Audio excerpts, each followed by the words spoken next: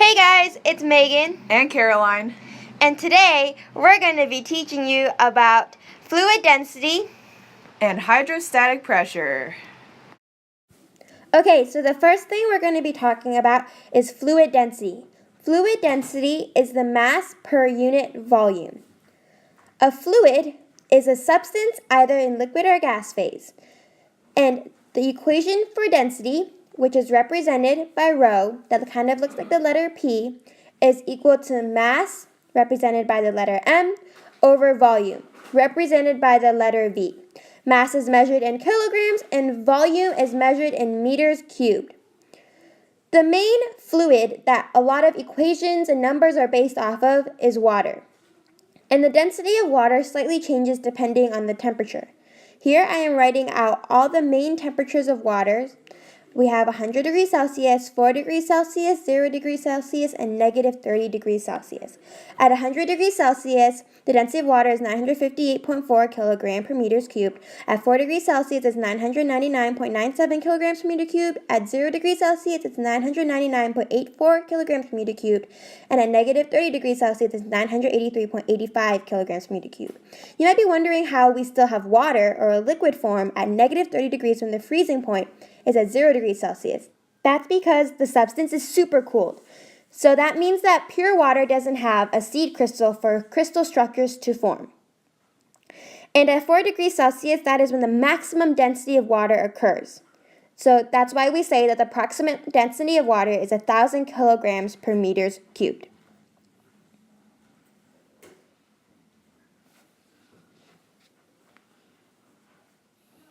So the next topic we're going to talk about is specific gravity, which is represented by Sg, and it is the ratio of densities of objects or substances, and the density under 1 atm, the pressure, which is later explained in this video.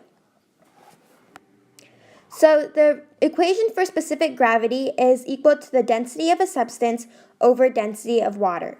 It is also equal to the mass of a substance over the mass of water, and it is also equal to the weight of substance over the weight of water.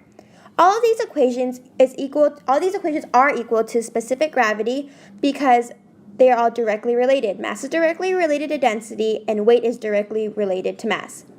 When the specific gravity of a substance is greater than 1, the substance will sink. If the specific gravity is less than 1, the substance will float. And if the specific gravity of the substance is equal to 1, the substance will hover.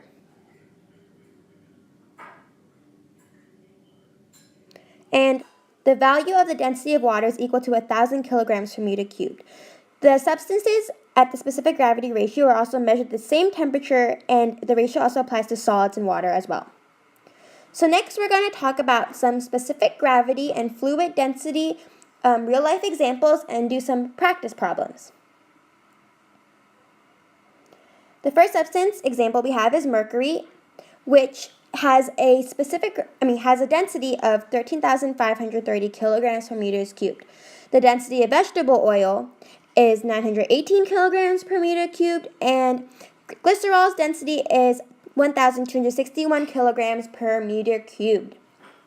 So now we're calculating the specific gravity for each substance. First, we want to put the density of the substance over density of water. That's why we get 13.53 for mercury, and then we put 918 for 1,000 for vegetable oil, so we get 0.918. And then we put 1,261 over 1,000 for glycerol, and then we get 1.261.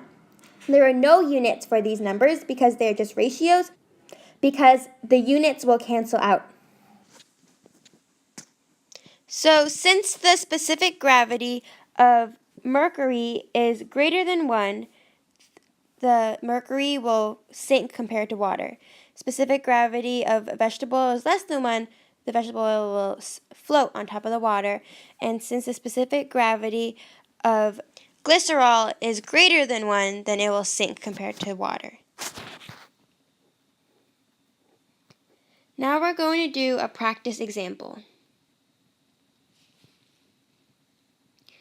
In our example, if we have 100 liters of water, which has a density of 1,000 kilograms per meters cubed, and it is mixed with 40 liters of ethyl alcohol, which has a density of 789 kilograms per meters cubed, what is the density of the total mixture? So first we want to set up our equation.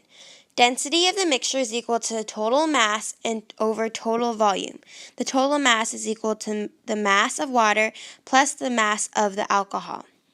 And since mass is equal to density times volume, we can separate up the equations to replace mass with density times volume, and we formulate our numbers so that the total volume, which is 40 plus 100, is equal to 140. And the mass of water is 100,000, and the mass of alcohol is 31,560, which equals to 131,560. So then we divide it, and we get 939.7 kilograms per meters cubed. I am showing you how the units cancel out so that we can find the density of the total mixture. Next, we are going to talk about pressure, which is represented by an uppercase P. This is the force divided by area. The force being the perpendicular force exerted on the surface of the object, and the area being the surface that the force is being exerted on. The units for pressure is newtons over meters squared or pascals. This means if two objects are exerting the same force but with different areas, the smaller area will exert a larger pressure. In the case of this pencil, by Newton's third law, the force exerted by the tip of the pencil and the eraser are the same. However, since the tip of the pencil has a smaller area, the pressure from the tip is greater than the eraser end.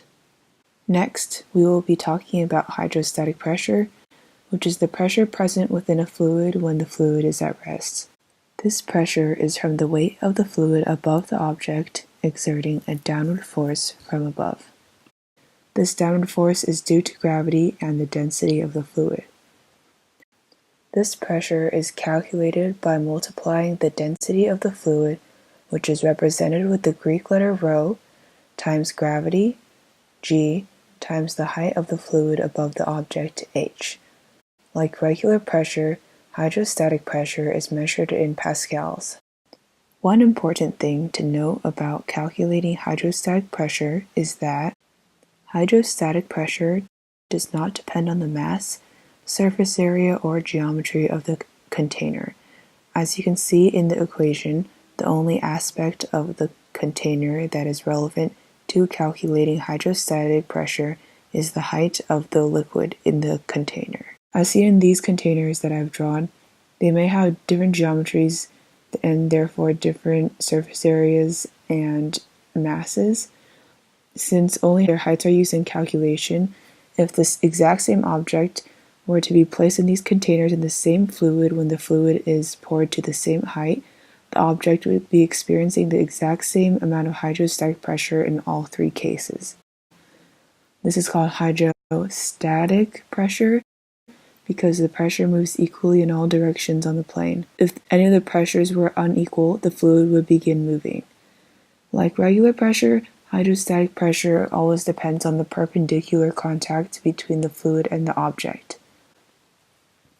The total pressure on the object includes atmospheric pressure if the container is open to the atmosphere, which is 101.3 kilopascals or 1.01 times 10 to the power of 5 pascals.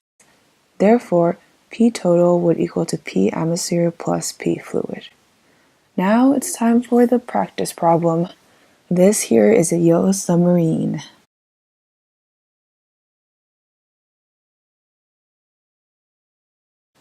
Find the pressure on the submarine, which is 100 meters below the surface of the ocean. In this case, there are standard atmospheric conditions of 1.01 times 10 to the power of 5 pascals, and the density of seawater is 1.03 times 10 to the power of 3 kilograms over meters cubed. Please pause the video to solve the problem.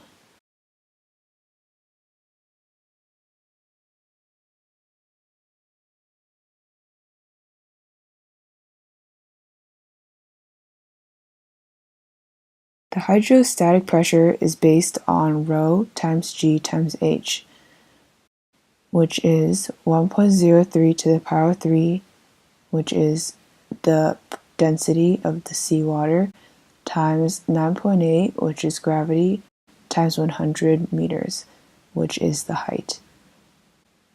And since the ocean is open to the atmosphere, we must add the atmospheric pressure to the liquid pressure that we have calculated. And this atmospheric pressure is given as 1.01 times 10 to the power of 5. So the total pressure would equal to 1.11 times 10 to the power of 6 pascals. Hope you enjoyed the video and thank you for watching.